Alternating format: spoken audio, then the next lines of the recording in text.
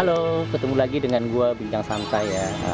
Kali ini gua akan bicara tentang new normal ya. Lu tahu dong sekarang istilah new normal begitu banyak diperbincangkan di masyarakat ya setelah pandemi ini merebak ya. Biasanya new normal itu ya menyangkut kehidupan aktivitas kita sehari-hari ya. Misalnya ya, lu pergi harus menggunakan masker kemana-mana ya. Setelah menyentuh apapun, lu harus cuci tangan dengan hand sanitizer, menjaga jarak atau physical distancing ya. Nah, menurut gue itulah kehidupan normal yang sesungguhnya ya, bukan new normal ya, karena pertumbuhan ekonomi yang begitu pesat ya, sehingga kehidupan kita itu menurut saya sekarang seperti tidak normal ya. Gue akan memberi contoh kenapa ini sebenarnya kehidupan yang normal ya. Misalnya ya, gue kan berangkat aktivitas ya dari rumah ke tempat kerja itu menggunakan komuter lain ya. Selama masa PSBB ini, yang PSBB-nya memang sudah dilonggarkan ya, sebenarnya penumpang komuter lain itu berkurang, menurut hitungan gue itu sekitar 40% berkurang, dan itu kita benar-benar nyaman gitu menggunakan angkutan komuter itu gitu ya. Itu bisa jarak antar penumpang itu tidak terlalu jauh ya. Ada juga kursi-kursi yang dikasih tanda silang tidak boleh diduduki ya. Menurut gue itulah yang benar gitu, yang normal gitu.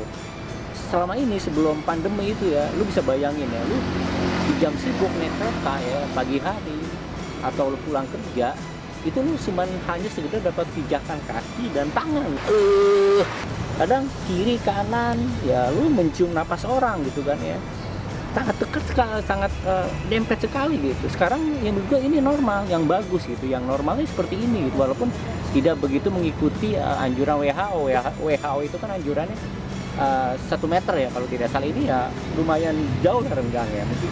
Dan lu bisa rasakan lah mungkin pengguna komuter yang dari daerah seputaran pinggiran Jakarta, yang dari Jabodetabek, dari Tangsel, dari Tangerang ya, itu merasakan bahwa nyaman sekali sekarang ini ya. Begitu juga kalau lu menggunakan busway ya, di situ juga protokol pencegahan COVID itu memang diberlakukan, dan itu nyaman sekali kita main.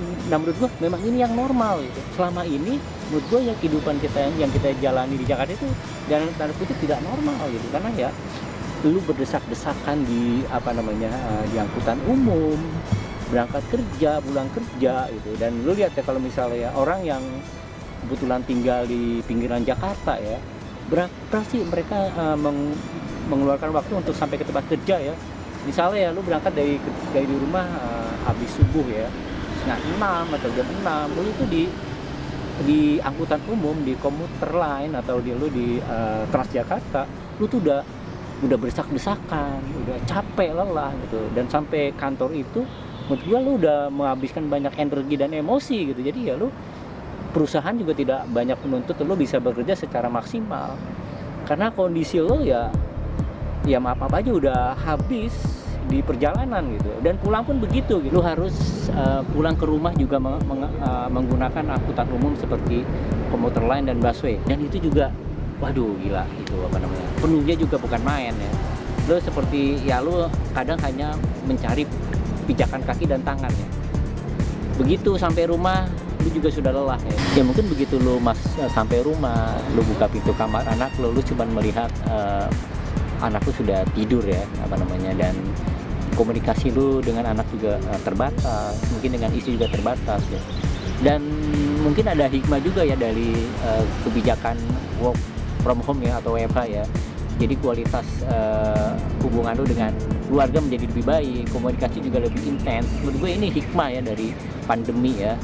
Betapa dalam tanda kutip selama ini kita menjalani hidup yang tidak normal menurut gue ya.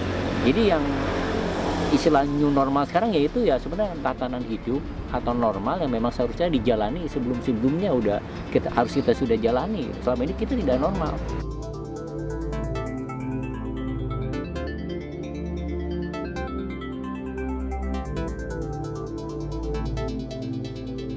Selama ini kalau menurut gua, Jakarta itu sudah terlalu beban yang berat, beban kehidupan, beban ekonomi. Sekarang gua akan paparkan angka-angka bahwa Jakarta ini daya secara ekonomi dan pendudukan sudah sangat besar tekanannya. Dalam arti daya dukungnya ya sudah tidak kuat sebenarnya.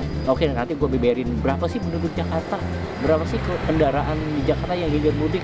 Oke, ini gue beberkan ya data dari Dinas Kependudukan dan Pencatatan Sipil DKI Jakarta ya, bahwa penduduk Jakarta itu di tahun 2019 itu mencapai 11 juta sekian ya. Sementara luas DKI itu hanya 662 km persegi ya, tepatnya 662,33 km persegi ya.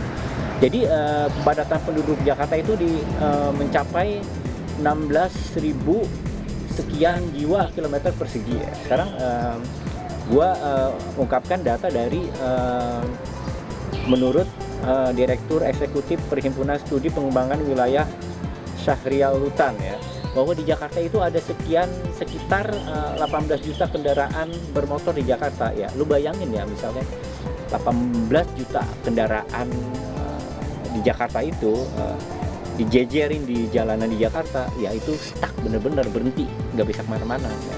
Bahkan sekarang ya kalau lu lihat beberapa pemukiman di Jakarta ya, misalnya orang itu keluar dari garasi rumahnya itu ya kadang udah stuck ya. Ini gue bicara sebelum pandemi ya, karena memang sehari-hari seperti itu ya.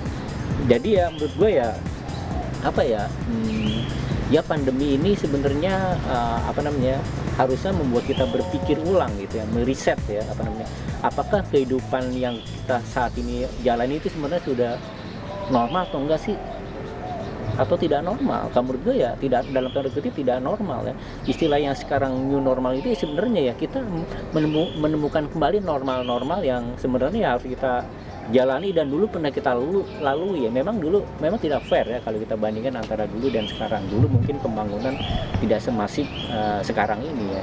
Tapi menurut gue pesannya adalah ya Jakarta sebagai ibu kota negara ya harus mempunyai polisi kebijakan yang lebih terarah ya mengenai kependudukan, ekonomi ya. Makanya kan Jakarta ibu kota itu nanti kan dipindahkan ya di tahun sekian ya, tahun 2000 sekian. Nah itu menurut gue salah satu upaya dari pemerintah untuk mengurangi beban Jakarta, entah itu beban kependudukan dan beban ekonomi ya. Kembali ya tentang new normal, mungkin ya kita udah sekitar 2 bulan atau 2 bulan setengah ya hidup di masa pandemi COVID-19 ya.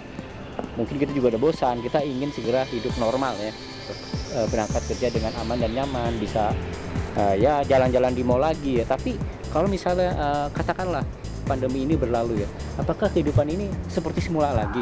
Yang tadi gue bilang itu, desak-desakan di angkutan umum,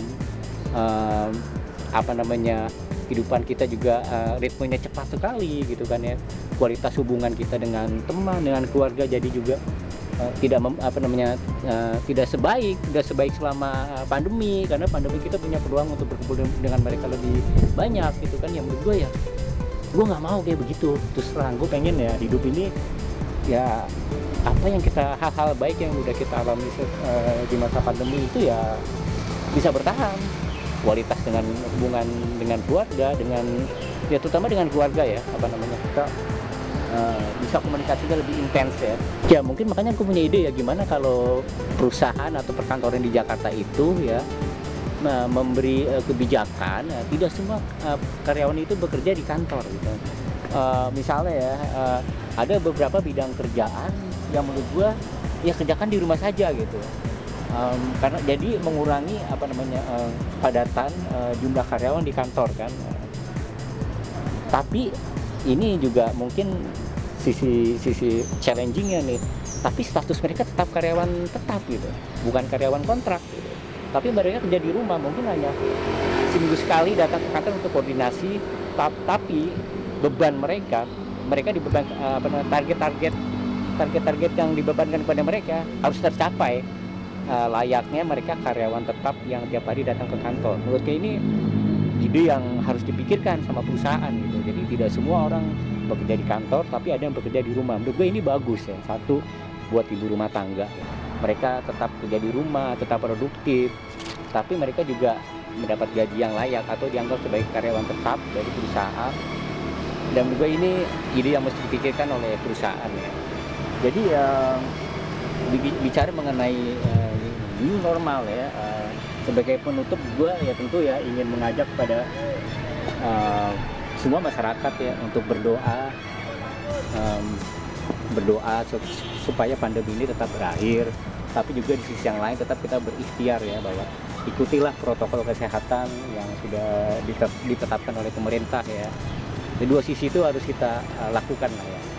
Dan kita nih ya mesti berjanji kepada diri kita ya, kalau pandemi ini sudah berlalu ya kita harus memperbaiki kualitas kita sebagai individu, kualitas kita sebagai karyawan kantor, kualitas kita sebagai kepala keluarga mungkin ya, atau juga kehidupan kita, kehidupan sosial kita dengan teman kita, pokoknya dengan lain-lain. Pokoknya intinya kualitas kehidupan kita harus lebih baik